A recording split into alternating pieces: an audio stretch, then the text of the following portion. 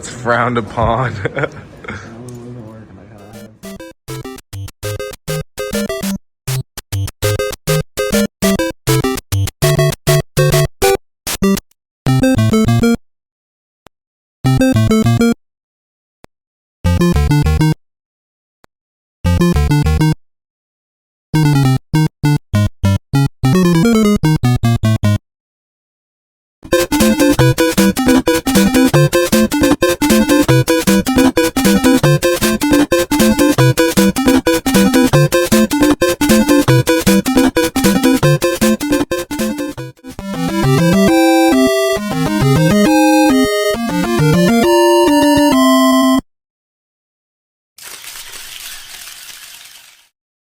In this project, we integrated wearable tech with 2 RC cars.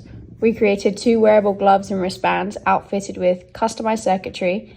We hacked the RC car's remote and replaced the buttons with our own circuit board consisting of MOSFETs and pressure sensors, which were interfaced with an Arduino board. The Arduino code mapped sensor inputs to specific output pins, allowing the MOSFETs to act as switches and manipulate the RC car's wheels. We used fabric adhesive glue and velcro to embed pressure sensors into the fingertips of our glove and strategically ran wiring up the length of the hand to the wrist where our custom circuit was on a breadboard. One thing we had to think about when putting together the breadboard and controller onto the sleeve was that we needed it to be small enough so that everything fit, like the breadboard, controller, and the battery.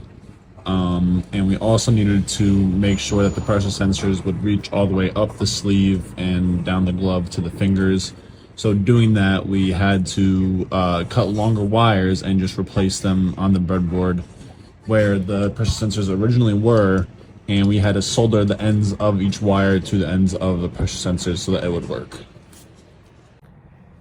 In the process of creating our circuit to connect the pressure sensors to the hacked remote controller, we had to dissect the existing controls and then first identify how they were set up.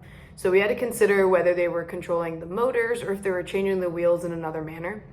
And so after a lot of trial and error and then talking to James, we decided upon using MOSFETs as the best way to simply maneuver the car. So we used MOSFETs to simplify the amount of code we had to create, since it could replace a lot of those aspects with a digital switch and in a way like close that loop, and we could use that to control the 4 buttons.